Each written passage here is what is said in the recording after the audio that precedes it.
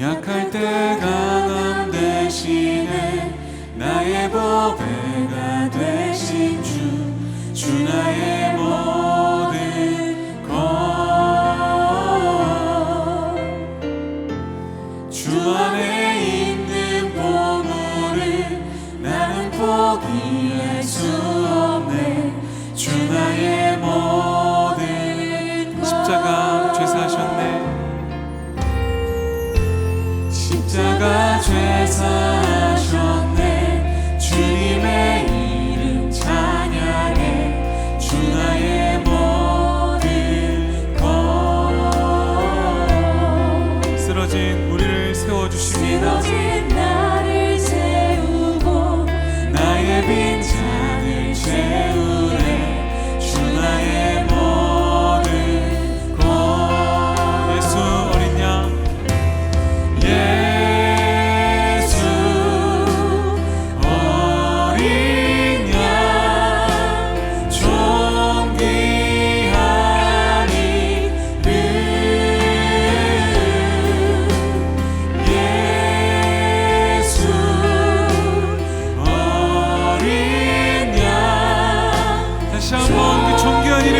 예수 그리스도 이름을 찬양합니다.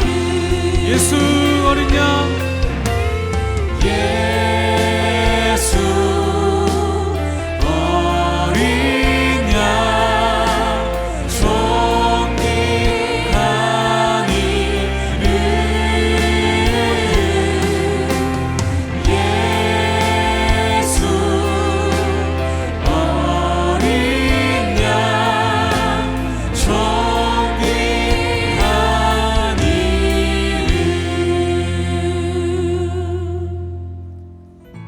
존귀한 이름, 우리를 구원하실 이름 앞에 우리가 기도하는 마음으로 우리의 마음을 다해 구원의 은혜를 고백하며 찬양하며 나아가기 원합니다.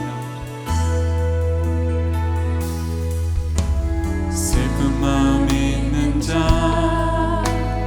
몸과 영혼 병든 자, 누구든지 부르시오. 예수 이름 부르시오.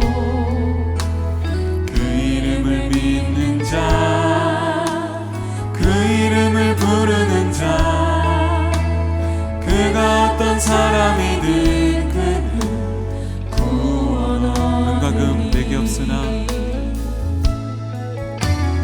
은과 금 내게 없으나 나 가진 것 너에게 주니. 능력의 이름 예수라. 그 이름을 붙드시오. 그 이름을 믿는 자,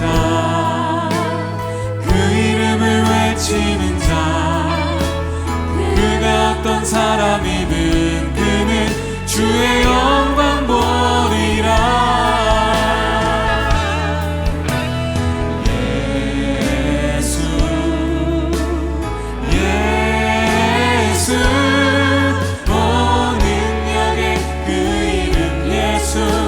나 외쳐 부르네. 예수,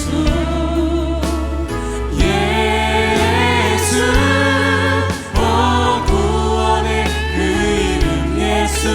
다시 한번 선포합시다. 예수, 예수, 예수, 예수, 오 능력의 그 이름 예수. 나 외쳐 부르네. 예수, 예수, 오 구원의 그 이름 예수. 나 외쳐 부르네. 예수 그리스도. 구원의 이름, 소망의 이름을 선포합니다. 예수 그리스도.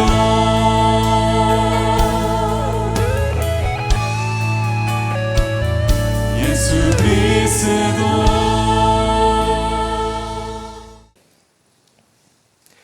여러분 인생에서 가장 후회가 되는 순간이 언제입니까?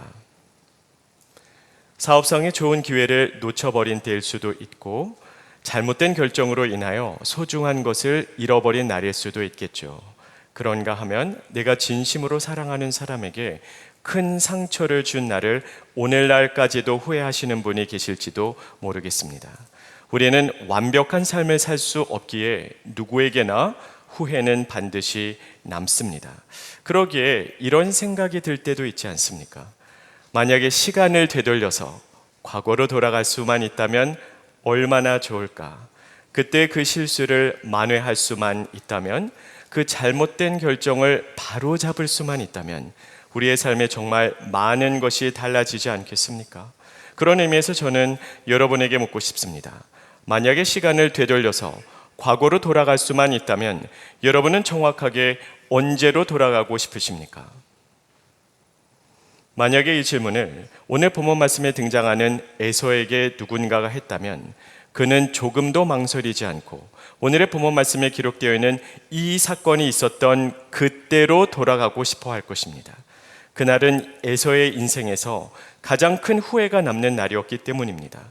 정확하게 이 날을 기점으로 하여 그의 삶에는 수많은 원망과 한숨으로 가득 차 버렸기 때문입니다. 그렇다면 그는 도대체 왜 이렇게 비참한 순간을 맞이하게 된 것일까요? 오늘의 본문 말씀을 통해서 에서의 삶을 조명해 보기를 원합니다. 그리고 말씀을 통하여 지혜를 얻어 에서의 어리석은 발자취를 따라가지 아니하는 저와 여러분 모두가 되기를 간절히 원합니다. 그렇다면 에서의 삶에 그렇게 한숨으로 가득 차게 된 이유가 과연 무엇일까요? 우리 화면을 통해서 그 첫 번째 이유 다 같이 한 목소리로 읽겠습니다. 소중한 것을 소중히 여기지 않았기 때문입니다. 오늘 본문 말씀에 기록되어 있는 이 사건을 여러분께서는 이미 잘 알고 계실 것입니다. 어느 날 이삭은 이 세상에서의 자기의 삶이 얼마 남지 않았음을 직감했습니다. 그래서 맏아들인 에서를 불러서 다음과 같이 말합니다. 너는 사냥을 하여 내가 평소에 즐기던 별미를 만들어 가지고 오너라. 그러면 내가 오늘 너에게 마음껏 축복하겠노라. 그 말을 듣고 에서는 집을 나섭니다. 그런데 아버지가 하는 그 이야기를 리브가가 엿듣습니다. 그리고 한 가지의 계략을 꾸미기 시작합니다. 동생이었던 야곱을 형인 에서의 모습으로 변장시켜서 아버지에게로 들여보낸 것입니다. 그 당시 이삭은 시력을 거의 상실한 상태였기 때문에 감쪽같이 속아 넘어갑니다. 그리고 야곱에게 축복을 해주죠. 사냥을 한 후에 돌아온 에서는 뒤늦게 이 사실을 깨닫게 됩니다. 그리고 망연자실합니다. 대성통곡하고 있는 에서의 모습을 만나보게 됩니다. 자, 그렇다면 에서는 왜 자기의 축복을 동생에게 빼앗긴 것일까요? 야곱이 거짓말을 하고 아버지를 속였기 때문입니까? 그것은 직접적인 이유가 될 수는 있겠으나 근본적인 원인은 아닙니다. 이 질문에 대한 답을 우리는 창세기 25장에서 찾을 수 있습니다. 사실 창세기 25장은 오늘의 본문 말씀인 창세기 27장의 예고편입니다. 좀 더 정확하게 표현을 하자면 창세기 25장에 심기워졌던 씨앗이 오늘의 본문 말씀 창세기 27장에서 열매를 맺은 것입니다. 그렇다면 창세기 25장에서는 도대체 무슨 일이 있었던 것일까요? 창세기 25장에 보면 어느 날 에서가 사냥을 마치고 집으로 돌아옵니다. 몹시 배가 고팠습니다. 마침 동생인 야곱이 죽을 끓이고 있습니다. 그 죽을 좀 나에게 달라고 이야기를 하자 야곱이 굉장히 황당한 제안을 합니다. 형의 장자의 명분을 나에게 팔면 이 팥죽을 주겠다는 것이죠. 이게 말이 된다고 생각하십니까? 제가 여러분에게 이렇게 말한다고 상상해 보세요. 집사님, 제가 집사님께 눈깔 사탕을 하나 드릴 터이니 집사님의 고급 승용차를 저에게 넘겨주세요. 자, 이 제안을 받아들이실 수 있는 분 있겠습니까? 이건 말도 안 되죠. 그렇게 어리석은 제안을 받아들일 사람이 세상에 어디 있겠습니까? 그런데 창세기 25장에서 야곱이 했었던 제안은 눈깔 사탕과 고급 승용차를 맞바꾸는 것보다도 훨씬 더 황당한 제안이었습니다. 거기에는 하나님의 어마어마한 축복이 있었기 때문이죠. 결국 야곱이 장자의 축복을 받게 되죠. 그리고 그의 삶이 어떻게 달라집니까? 그의 12명의 아들이 이스라엘의 12지파가 됩니다. 그날 이후로 하나님의 은혜는 그 혈통을 통해서 흘러가게 되죠. 그리고 그 12명의 아들과 그들의 후손을 통해서 하나님의 역사가 이 땅에 펼쳐집니다. 훗날 메시아로 이 땅에 오시는 예수님도 에서의 혈통이 아닌 야곱의 혈통을 통해서 이 땅에 오시지 않습니까? 그런데 그렇게 황당한 제안을 하다니요. 근데 우리가 창세기 25장을 읽어보면 황당을 제안을 했던 야곱의 일보다 더 황당한 일이 벌어집니다. 무슨 일이 벌어졌을까요? 그 황당한 제안을 덥석 받아버리는 더 황당한 일이 벌어지죠. 그래서 에서는 고작 팥죽 한 그릇에 자기의 장자의 명분을 팔아넘깁니다. 심지어는 맹세까지 하면서 팥죽 한 그릇과 장자의 명분을 맞바꿔 버립니다. 자, 그렇다면 그가 그의 축복을 빼앗긴 이유가 무엇이겠습니까? 물론 가장 궁극적인 이유는 로마서 9장 11절에서 13절에 나와 있듯이 하나님의 주권적인 선택입니다. 절대자 되시는 하나님께서 그렇게 결정하셨기 때문이라고 성경은 우리에게 설명해 주고 있습니다. 그런데 또 하나의 중요한 이유를 창세기 25장을 통해서 우리는 알 수가 있습니다. 창세기 25장 34절 말씀 화면을 통해서 다 같이 한 목소리로 읽겠습니다. 야곱이 떡과 팥죽을 에서에게 주매 에서가 먹으며 마시고 일어나 갔으니 에서가 장자의 명분을 가볍게 여김이었더라. 하나님께서 주신 어마어마한 축복을 그는 중히 여기지 않고 경히 여겼기 때문에 그의 축복을 빼앗긴 것입니다. 한마디로 소중한 것을 소중히 여기지 않았기 때문이죠. 너무나 어리석지 않습니까? 근데 저는 여러분에게 동일한 질문을 하고 싶습니다. 혹시 우리의 삶에 이 어리석음이 되풀이되고 있지는 않습니까? 하나님께서는 우리에게도 너무나 놀랍고 소중한 선물들을 많이 허락해 주셨습니다. 우리의 호흡, 우리의 인생, 우리의 시간, 우리의 가족, 우리의 건강 다 하나님께서 주신 소중한 축복입니다. 그렇다면 우리에게 주신 그 모든 것들 중에 가장 소중한 것이 과연 무엇일까요? 무엇이라고 생각하십니까? 우리의 삶에 가장 소중한 것은 바로 하나님과의 관계입니다. 하나님과의 관계 안에 모든 축복이 담겨 있기 때문입니다. 하나님과의 관계 안에 참된 생명이, 참된 행복이, 참된 기쁨이, 참된 평강이, 참된 자유가, 참된 만족이, 그리고 참된 구원이 있습니다. 그래서 성경은 하나님과 단절된 것을 사망이라고 합니다. 그리고 하나님과의 관계가 회복되는 것을 구원 또는 생명이라고 합니다. 하나님과 단절되어 있던 우리를 살리시기 위해서 하나님께서는 어떤 대가를 치르셨습니까? 하나밖에 없는 독생자 예수님을 이 땅에 보내셨습니다. 예수님께서는 우리를 위하여 그리고 저와 여러분을 대신하여 십자가에서 목숨을 내려놓으셨습니다. 하나밖에 없는 아들의 목숨값을 지불하고 하나님께서는 우리를 살리사 하나님과의 관계를 회복시키셨습니다. 자, 하나님과의 관계가 회복되었으므로 이제는 우리가 새 생명을 누리면서 살아가고 있습니다. 그러므로 하나님과의 관계보다 더 중요한 것은 우리의 삶에 없습니다. 그렇다면 묻고 싶습니다. 여러분은 정말 하나님과의 관계라는 소중한 것을 소중히 여기면서 살아가고 계십니까? 어떻게 확인해 볼 수 있을까요? 아주 간단합니다. 우리가 무엇인가를 소중히 여기는지 또는 하찮게 여기는지는 그것을 위해서 얼마만큼의 시간과 정성을 쏟아붓는지를 보면 확연하게 드러납니다. 그렇다면 여러분의 삶을 한번 돌아보시기를 바랍니다. 여러분은 하나님과의 관계를 소중히 여겨 그 관계를 아름답게 가꾸기 위해서 얼마만큼의 시간과 정성을 일상생활에 쏟아부으면서 살아가고 계십니까? 지난 일주일의 시간을 한번 돌아보시기를 바랍니다. 여러분은 일주일 동안 얼마나 하나님과 대화를 하셨습니까? 얼마나 하나님과 교제하셨습니까? 얼마나 하나님의 사랑을 누리고 또 나도 전심을 다해 하나님을 사랑하셨습니까?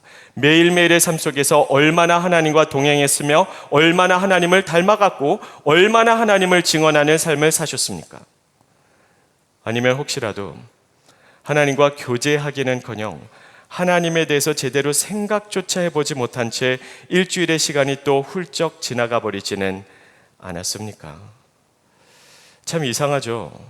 우리는 하나님과의 관계가 가장 소중하다고 말은 하면서도 실제로 일상생활에서 하나님과의 관계를 가꾸기 위해서 많은 시간과 정성을 쏟아붓는 그리스도인들은 그리 많지 않습니다. 그 이유가 무엇일까요?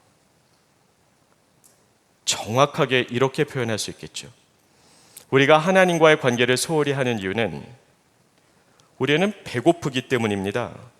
지금 배고픈데 이 배고픔의 문제를 당장 눈앞에 있는 팥죽 한 그릇으로 해결하려고 한다는 것이죠. 지금 당장 나는 돈을 원합니다.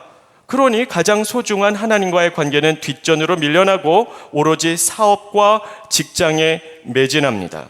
지금 내 자녀가 고3입니다. 그러니 가장 소중하다고 생각하는 하나님과의 관계는 소홀히 하고 당장 대학 입시에 몰두합니다. 지금 당장 나는 나의 취미 생활이 너무나 즐겁고 재미있습니다.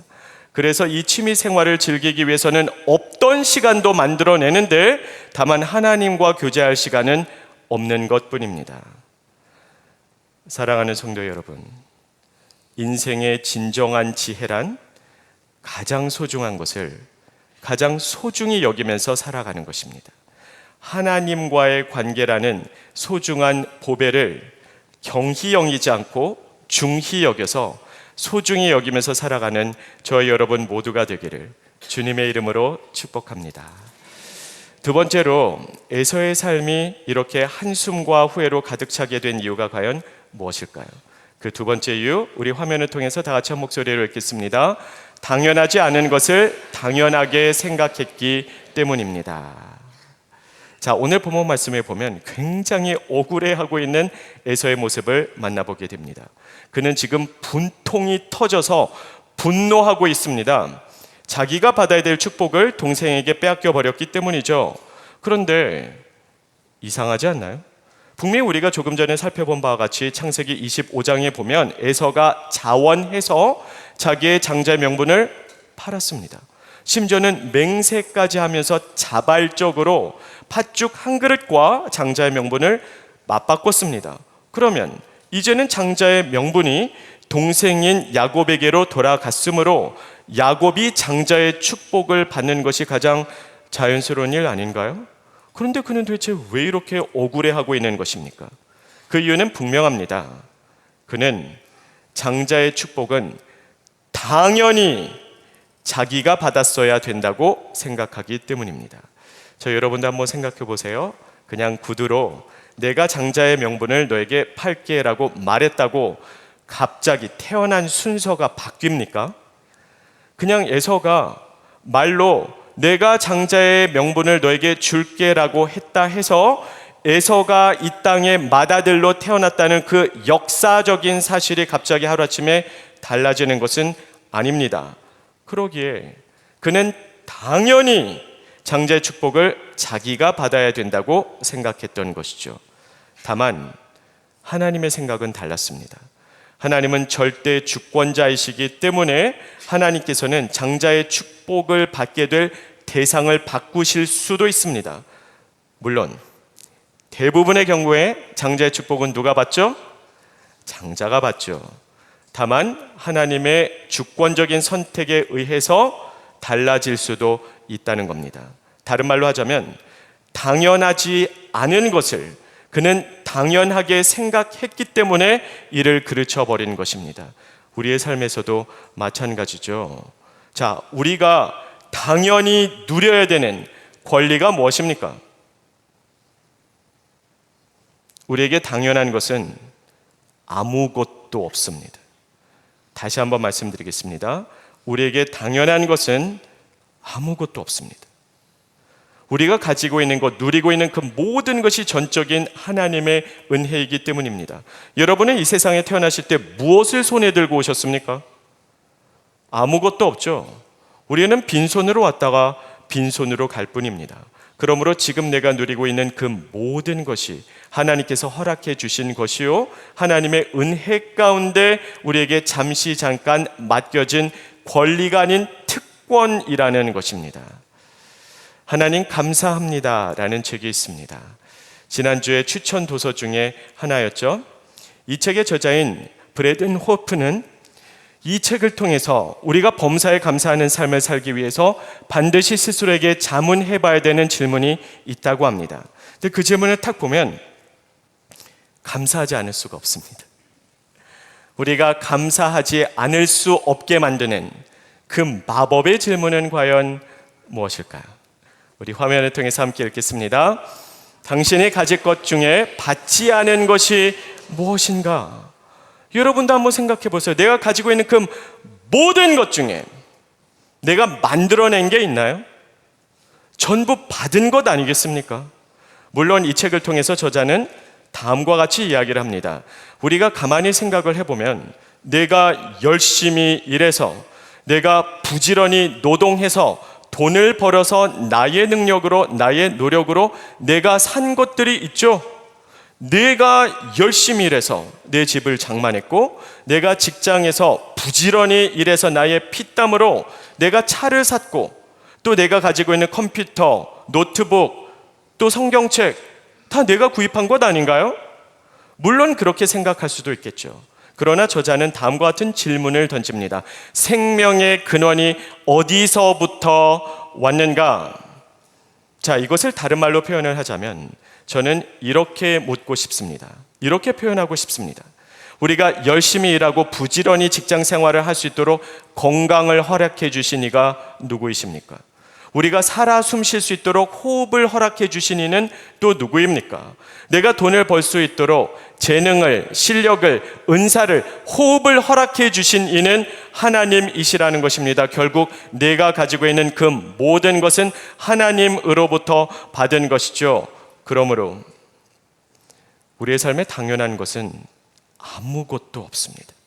모든 것이 전적인 하나님의 은혜로 주어졌기 때문입니다. 지금 내가 살아있는 것이 당연한 것이 아니라 하나님의 은혜입니다.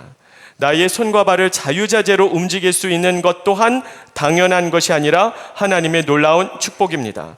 내 다리로 내가 직접 걸어 다닐 수 있다는 것은 당연한 것이 아니라 하나님의 놀라운 은총입니다. 나의 눈으로 보고, 나의 귀로 듣고, 나의 입으로 말할 수 있는 것 하나도 당연하지 않습니다. 하나님의 축복입니다. 그런데 우리는 내가 누리고 있는 모든 것이 당연하다고 생각하는 못된 습성이 있습니다. 그래서 나는 당연히 살아있어야 되고, 나는 당연히 건강해야 되며, 나에게는 당연히 집과 차와 일용할 양식이 있어야만 한다고 우리는 잘못 생각합니다.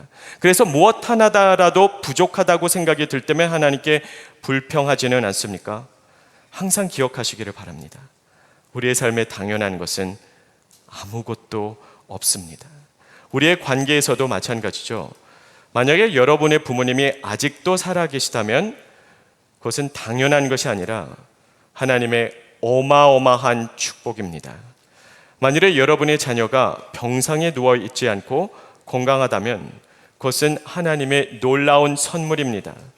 만일에 여러분의 배우자가 여전히 여러분의 곁에 있다면 그것이야말로 크나큰 감사 제목입니다. 혹시 잦은 부부싸움으로 인하여 지쳐 계신 분 계십니까? 여러분의 배우자가 아직 살아있기에 싸울 수도 있는 겁니다. 여러분의 배우자가 이 세상을 떠나고 나면 싸우고 싶어도 싸울 수조차 없습니다. 그러므로 오늘 예배가 끝나고 나면 여러분의 배우자를 한번 따뜻하게 안아주세요. 그리고 이렇게 말해주세요. 여보, 사랑해요. 여보, 나랑 결혼해줘서 고마워요. 나는 당신만 있으면 돼요. 생각만 해도 손가락이 오그라들지 않습니까? 그러나 여러분에게는 적어도 오늘은 완벽한 핑계가 있습니다. 담임 목사님이 시켜서 어쩔 수가 없어 라고 말을 하면서 한번 따뜻하게 안아주시기를 바랍니다. 배우자에 대한 고마워하는 마음을 마음속에 간직만 하지 말고 꼭 입술로 표현해 주시기를 바랍니다. 오늘 예배가 끝난 후에 여러분의 자녀를 쓰다듬어 주세요. 그리고 축복 기도해 주세요. 여러분의 자녀가 이미 장성해서 출가했다 할지라도 전화해서 부모의 권위로 축복 기도해 주시기를 바랍니다. 평소에 하지 않아서 너무 어색하다면 역시 완벽한 핑계가 있죠. 담임 목사님이 숙제를 내줘서 어쩔 수 없어 라고 말하면서 진심을 담아 사랑으로 축복 기도해 주시기를 바랍니다. 그리고 오늘 예배가 끝나면 반드시 여러분의 부모님에게 안부 전화를 드리시기를 바랍니다. 설령 여러분이 추석 연휴에 찾아뵈었다 할지라도 또 안부 전화 하십시오. 우리의 부모님들은 언제나 자녀의 목소리를 듣기를 갈망하면서 살아가시기 때문입니다. 저도 전화하겠습니다.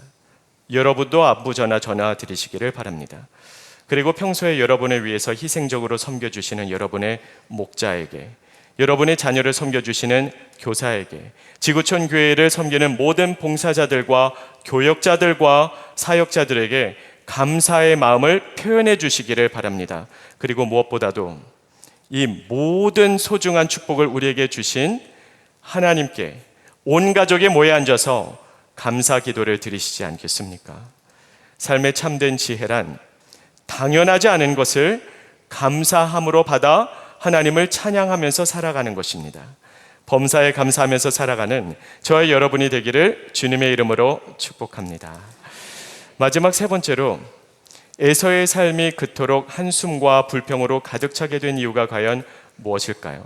그 마지막 이유, 우리 화면을 통해서 다 같이 한 목소리를 읽겠습니다. 돌이킬 수 없는 것을 돌이킬 수 있다고 생각했기 때문입니다. 오늘 본문 말씀에서 에서는 아버지인 이삭에게 애원을 하죠. 나에게도 축복해 달라는 것입니다. 떼를 쓰고 있는 에서의 모습을 만나보게 됩니다. 그러자 이삭이 무엇이라고 답을 하죠? 그럴 수 없다는 겁니다. 왜냐하면 이미 축복을 주었기 때문이라고 답을 하죠. 바로 이 대목에서 우리는 고개를 갸우뚱하게 됩니다. 여러분은 이게 이해가 되세요? 아니, 설령 동생에게 축복해 주었다 할지라도 또 형에게 축복해 주면 안 됩니까? 그게 왜 그렇게 힘든 일입니까? 그러나 장자의 축복은 일생에 한 번이기 때문에 그것은 번복될 수도 없고 반복될 수도 없음을 이삭은 우리에게 말해주고 있습니다. 한마디로 이야기를 하자면 돌이킬 수 없다는 것이죠. 그런데 에서는 돌이킬 수 없는 것을 돌이킬 수 있다고 생각했기 때문에 너무나 안일하게 살아왔던 것입니다. 우리의 삶에서도 마찬가지죠. 우리의 인생에는 돌이킬 수 있는 것이 있는가 하면 돌이킬 수 없는 것도 있습니다. 우리의 삶에서 돌이킬 수 없는 것이 과연 무엇일까요? 여러 가지의 것이 있겠으나 가장 대표적인 것이 시간입니다. 시간은 한 번 흘러 지나가 버리면 다시는 되찾아올 수가 없습니다. 어제의 시간 우리가 다시 되찾아올 수가 있던가요? 한 번 흘러간 시간은 다시는 돌이킬 수가 없습니다. 우리의 인생도 마찬가지죠. 우리에게는 단 한 번의 기회가 주어질 뿐입니다. 사람은 환생하지 않습니다. 다시 태어나지 않습니다. 한 번 죽는 것은 사람에게 정해진 일이요, 그 후에는 심판이 있을 것이라고 하나님께서는 분명히 말씀하십니다. 한 번뿐인 일생 가운데 돌이킬 수 없는 시간이 지나가고 있기 때문에 우리는 시간을 좀 더 신중하게 그리고 지혜롭게 사용해야 되지 않겠습니까? 그렇다면 이 소중한 시간을 우리는 어떻게 가장 의미 있게, 가장 규모 있게, 가장 값지게 사용할 수 있겠습니까? 우리가 이 시간을 가장 지혜롭게 사용할 수 있는 방법에 대한 성경의 답은 명확합니다. 하나님의 사명에 집중하라는 것이죠. 우리가 이 세상에서 태어나서 할 수 있는 모든 일들 가운데 하나님의 사명을 감당하는 것만큼 더 중요한 일이 있을 수 있겠습니까? 그러므로 시간을 가장 지혜롭게 사용하는 것은 하나님 주신 사명에 집중하는 것입니다. 그것보다 더 소중하거나 더 중요한 일은 없기 때문이죠. 물론 우리는 이 사실을 너무나 잘 알고 있습니다. 우리는 하나님의 사명이 중요하다는 메시지에 다 동의합니다. 이의를 제기하실 분이 과연 어디 있겠습니까? 그런데 참 이상하죠. 분명히 하나님이 주신 사명이 중요하다고는 인정하면서도 정작 그 사명 앞에 오늘 결단하고 오늘 순종하는 사람은 그리 많지는 않습니다. 그 이유가 무엇일까요? 이유는 아주 간단합니다. 우리 모두는 언제든지 다음번에도 기회가 있을 것이라고 생각하기 때문입니다. 교회 봉사? 아니 꼭 오늘 섬기지 않아도 다음번에도 얼마든지 봉사할 수 있는 기회가 있지 않겠습니까? 블레싱 축제? 꼭 내가 오늘 전도 대상자를 위해서 기도하고 초대하지 않아도 보나마나 내년 이맘때쯤 또 블레싱 주일이 돌아오지 않겠습니까? 단기 선교? 꼭 올해 동참해야만 되겠습니까?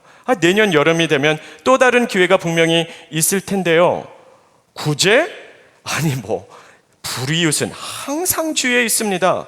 오늘 내가 구제하지 않아도 다음번에도 분명히 기회가 있을 것이라고 생각하고 있지 않습니까? 그러기에 사명이 중요하다고 인정은 하면서도 오늘 그 사명을 감당하기를 원하는 사람은 그리 많지 않은 것입니다. 사랑하는 성도 여러분, 여러분은 하나님의 사명을 감당하는데도 골든타임이 있다는 사실을 알고 계십니까? 골든타임은 의학 용어이죠. 응급 상황이 발생했을 때 그 사람의 생명을 살리기 위해서 응급 조치를 해야 되는 가장 결정적인 첫 시간을 의미합니다. 응급 상황에서는 골든타임을 놓치지 않는 것이 절대적으로 중요합니다. 어떤 사람이 뇌출혈로 쓰러졌다고 한번 상상해 보시기를 바랍니다. 그 골든타임 안에 응급 조치를 취해야 됩니다. 그 골든타임을 놓쳐버리게 되면은 이 사람을 살려낼 수 있는 확률이 급격히 낮아지기 시작합니다. 설령 기적적으로 살려냈다 할지라도 골든타임을 놓친 후에 조치를 취했다면 이 사람은 평생에 심한 부작용에 시달리게 될 것입니다. 말을 못하게 되거나 말이 굉장히 어눌해질 수도 있겠죠. 그런가 하면은 기억력을 상실하거나 또는 몸의 여러 군데가 마비될 수도 있습니다. 어마어마한 부작용을 경험하면서 평생을 불구의 몸으로 지낼 수도 있습니다. 골든타임은 이만큼 중요합니다. 그리고 한 번 골든타임을 놓치면 다시는 돌아오지 않습니다. 돌이킬 수가 없습니다. 하나님의 사명을 감당하는데도 골든타임이 있다는 사실을 반드시 기억하시기를 바랍니다. 러시아의 대문호인 톨스토이에게는 다음과 같은 일화가 있다고 합니다. 그가 어느 날인가 여행길을 떠납니다. 그리고 한 여관에서 묵게 되었는데 그 여관의 주인의 딸이 톨스토이가 갖고 있었던 빨간 가방을 보면서 굉장히 좋아합니다. 그리고 자기의 엄마에게 나에게도 저런 빨간 가방을 사달라고 조르기 시작합니다. 그것을 우연히 엿듣게 된 톨스토이는 그 순간 결단합니다. 내가 이 가방을 저 소녀에게 선물로 주어야 되겠구나. 다만 지금은 여행 중이니까 여행에서 돌아오는 길에 선물을 주리라고 다짐합니다. 그리고 그는 그가 결정했던 대로 정말로 여행에서 돌아오는 길에 다시 그 여관에 묵습니다. 그리고 그 소녀에게 빨간 가방을 주려 했으나 줄 수가 없었습니다. 그 소녀는 투병 중이었고 그때는 이미 이 세상을 떠났기 때문입니다. 크나큰 좌절감과 슬픔을 느낀 톨스토이는 그녀의 무덤을 찾아갑니다. 그리고 비석에 비문을 남겼다고 합니다. 자, 여러분도 한번 상상해 보시기를 바랍니다. 만일에 이런 일이 실제로 여러분의 삶에서 일어났다면 여러분은 어떤 비문을 남기시겠습니까? 그날 톨스토이는 다음과 같은 글을 남겼다고 합니다.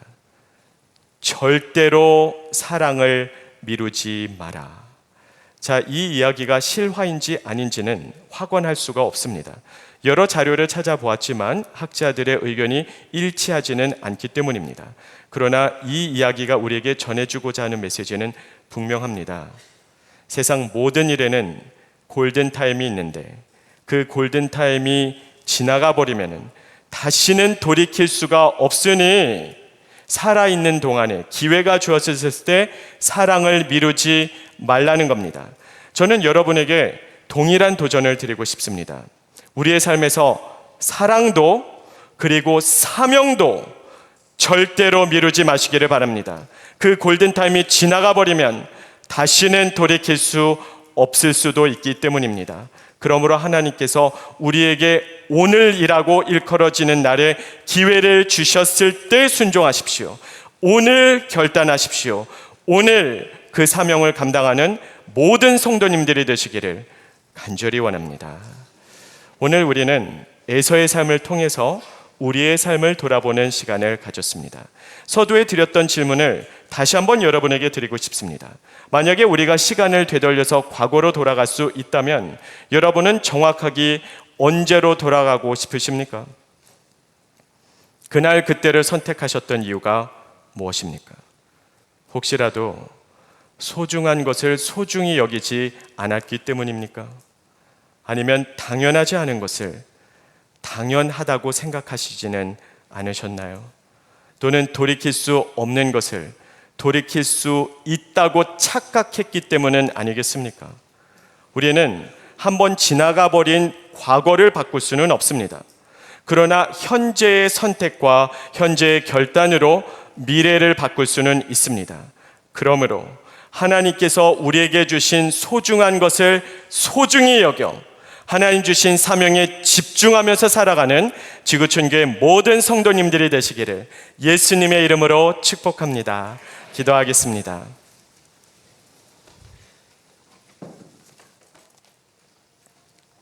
이제 결단하는 시간을 갖기를 원합니다.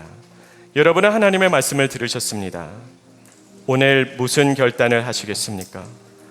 오늘이라고 일컬어지는 이 시간 속에서 하나님께서 주신 기회를 흘려보내지 마시고 오늘 결단하여 오늘 사명을 감당하시기를 바랍니다. 하나님께서 나에게 가장 원하시는 것이 무엇일까요? 그 말씀에 순종하시기를 바랍니다. 지금 이 시간 결단하고 결단한 바를 지킬 수 있도록 성령님의 도우심을 구하는 기도를 조용히 갖도록 하겠습니다. 기도하겠습니다.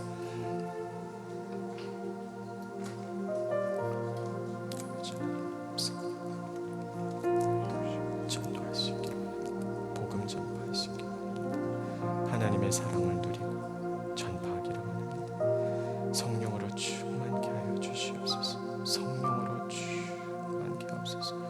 성령으로 지금 이 자리에 역사하여 주시옵소서. 살아계신 아버지 하나님, 오늘도 우리의 삶에 은혜로 채워주시며 우리에게 귀한 사명을 맡겨주시니 감사합니다. 이 귀한 기회를 흘려보내지 말고 오늘 결단하여 하나님께서 우리에게 원하시는 바를 실천으로 옮기는 지혜로운 삶을 살아가게 하여 주시옵소서. 감사합니다. 예수님 이름으로 기도합니다. 아멘. 다 함께 자리에서 일어나셔서 이 찬양 부르시면서 주님 앞에 결단하며 나아가겠습니다. 내가 누려왔던 모든 것들이 내가 지나왔던 모든 시간이 지나왔던 모든 시간이 내가 걸어왔던 모든 순간이 내가 걸어왔던 모든 순간이 당연한 것 아니라 은혜였소.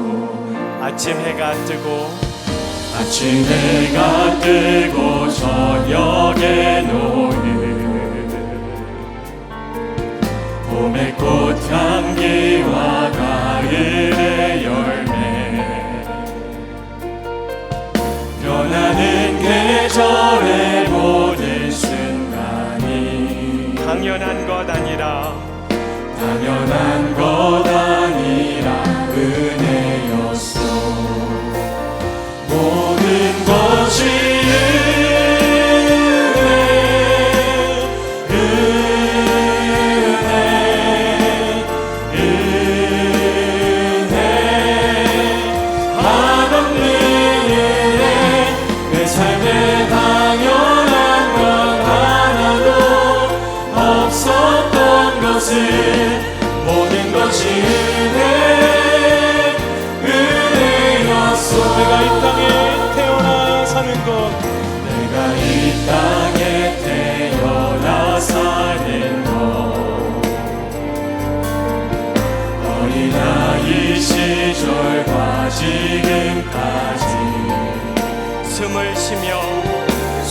쉬며 살며 금을 푸는 삶 당연한 것 아니라 당연한 것 아니라 은혜였소. 내가 하나님의 자녀로 살며 하나님의 자녀로 살며 오늘 찬양하고 예배하는 삶 복음을 전할 수 있는 축복이 복음을 전할 수 있는 축복이 당연한 것 아니라 은혜였소. 모든 것이 은혜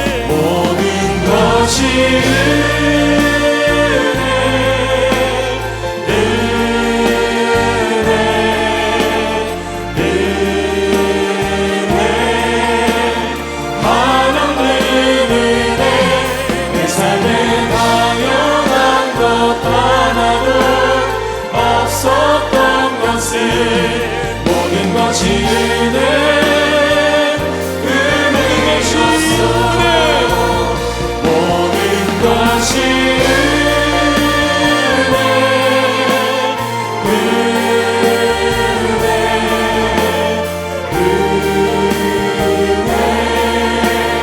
한없는 은혜 내 삶에 당연한 것 하나도 없었던 것을 모든 것이 은혜였소. 오늘도 우리의 삶을 은혜로 채우시는 하나님께 영광의 박수 올려드리겠습니다. 이제는 우리 주 예수 그리스도의 십자가의 은혜와 하나님의 그 크신 사랑과 성령님의 감화 감동하심 또 교통하심이 오늘도 은혜로 우리를 찾아오시는 하나님을 바라보며 하나님 주신 사명에 집중하며 살기로 결단하는 모든 성도들에게 이제부터 영원까지 항상 함께 하시기를 축원합니다.